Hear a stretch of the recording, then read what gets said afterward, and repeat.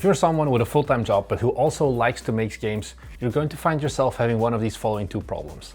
Either you just don't have time to actually work on your own games, or if you do have the time, you will just have no energy at all because your main job is already sucking all of that out, and that you come home, you just want to lie on the couch and scroll TikToks and not think about making your game at all. If that is you, well, this video is going to be for you. Because in this video, I'm gonna explain a bit more of, hey, how do I see combining game dev with a full-time job? Because believe it or not, this channel, this studio started for the first 2 years. I was working full-time on my main job as a data center engineer at Cisco. And then on top of that, I was also making this YouTube channel and making our first game for the industry.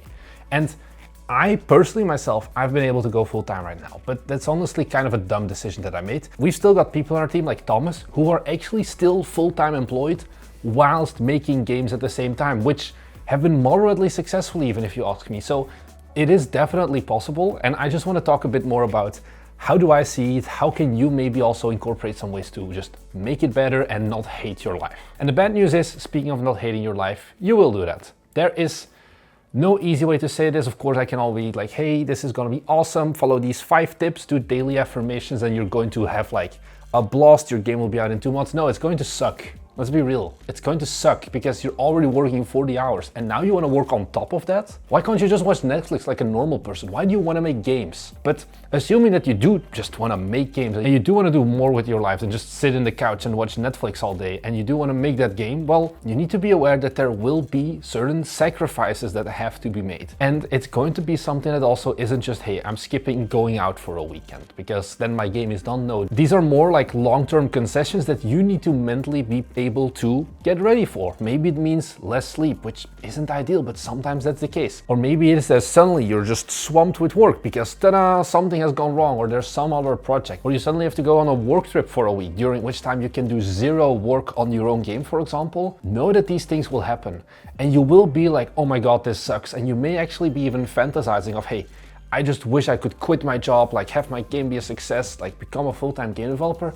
Trust me, if these are the first games you're making, you don't want to do that. You're better off going through the struggle of and combining a full-time job with actually doing your game development on the side versus having all of this free time and the looming pressure of running out of money but not really knowing what's going on. So keep that in mind. Game dev, it's not a cakewalk. I'm not here selling you my course to easily like release a game and make $100,000. That's not what I'm here for. I'm here to tell you the truth. It is going to suck, and that may not be for everyone, and there is a pretty big chance that your game may never actually end up being released, because that's what most of our audience the case is. Like, a lot of people can't see it come through the completion because it's going to take a while. If you have stuck around to this video until now, okay, now we can start talking a bit more about what are we going to do. If you're like, hey, this doesn't scare me, I don't mind having to put in a bit of extra work, I do accept that, hey, maybe even if I release that first game, it's most likely going to suck and not make me like financially free. If you understand that, then let's move on. Because this first tip that I always give immediately gets me some like, oh, really? I don't want to do that.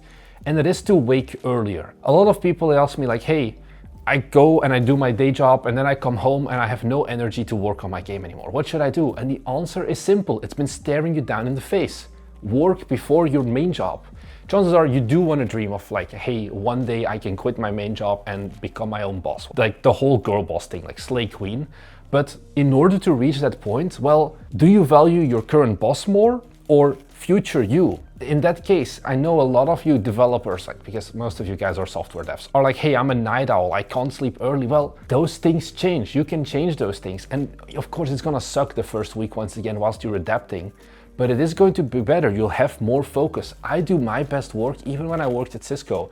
I got up at 5 a.m. and from 5 to like 8, I just worked on making these YouTube videos, making models, working on the game, place testing, all of that. I did all of that before I even started my main job, because it's like, realistically, I'm just answering emails and sitting on my web browser and I have to do some boring ass meeting. I do not need my brain to be 100% for that. Whereas you do need your brain often to be 100% if you need to figure out, hey, how does this specific rope physics implementation work or whatever. But really, you should value yourself the most and give yourself the best brain time you can. And that is going to often be just when you haven't worked before. There's these concepts as well, like deep work, where all you need is like 3 hours of focused work, and the rest of the day, you're not like, your brain is dead anyway. You're not going to be doing that much. And that is true for Gamedev as well. So if you can, try and do like 1 to 2 hours or more if you can of deep focused work before you do all of the other stuff in your life. And then another big one that often stares game developers in the face, but it's like they're too blind to see it, is focus on the transferable skills of your main job. Like I said, 75% of our audience are mainly programmers, and a lot of those 75% are like full-time software developers as their main job. If that's the case, and your goals are to actually release a game in less than 10 years, well, maybe you need to accept, hey, I am really good at programming, I am bad at art. Let me not learn like how to start modeling. I know Grant Abbott makes great tutorials and you can buy like 15 gamedev.tv courses for like $30 in Humble Bundle. But you're already going in this with a disadvantage of how much time you have, because full-time game devs have another 40 hours every week to work on. You don't have that. And it just doesn't always make sense to spend all of that time on learning 3D modeling whilst you're a good programmer. Or if you're a good artist, like don't go for a programming heavy engine. Go for something like Game Maker Studio if you are already probably not a pixel artist, your main job, but like you are someone more artsy, you're more artistically inclined. Whereas if you're someone who's like, hey, I brute force assembly code all day, then realize that, hey, probably you don't have that inclination just yet to make a cozy like farming sim. Like you can write the code, but you have no idea how the art works and all of that.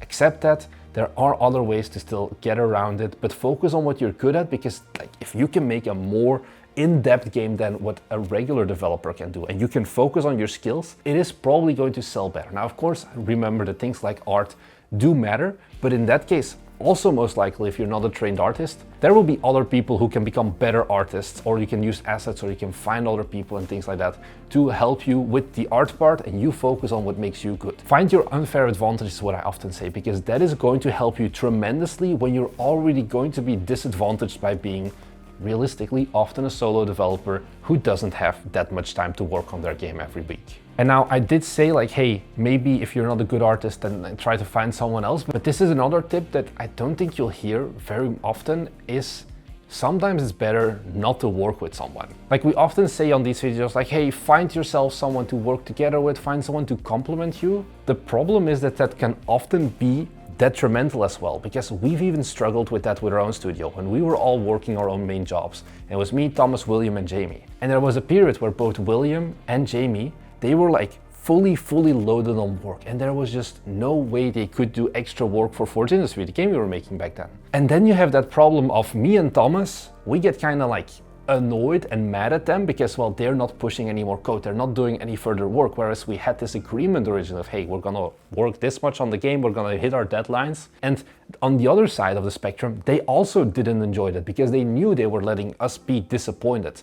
And we had been friends for multiple years at that point. We knew each other, we had a close connection. Now try and build that dynamic with someone that you just met on a Discord server. Discord servers can be nice, ours is linked down below as well. But when you're going to be so unpredictable and so busy with so little extra time, it can be better, in my opinion, to switch to a more transactional approach of outsourcing.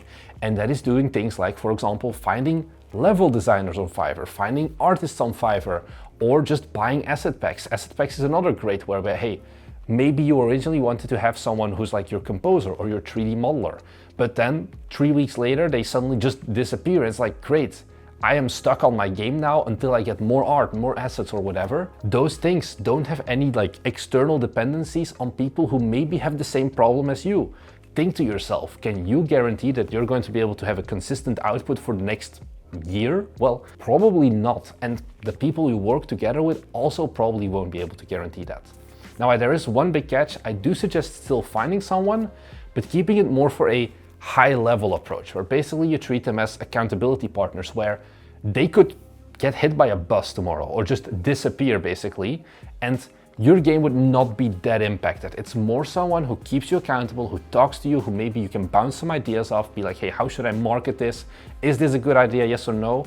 And you get together like once every week or whatever to just give each other an update of, hey, this is what we've been working on. It's been going better than expected. It's been going worse than expected, whatever. Things like that are okay. And I think that is honestly still an S-tier approach. Doing that, having someone to hold you accountable is going to help you a lot with trying at least to be more consistent, because you will be less tempted to you sleep in the morning if you know that, hey, there's this other person that I have this like deal with that every Sunday we send each other an email or a build or whatever. So I have to show something. I have to keep myself accountable. Once again, our Discord is linked down below, which is a pretty good resource. There's a channel in there called Looking for Partners where you can just write a little message like, hey, I am looking for someone who can keep me accountable, who can talk me through the game development process and all of that. And I also want to do a very quick plug for myself because I also offer that service.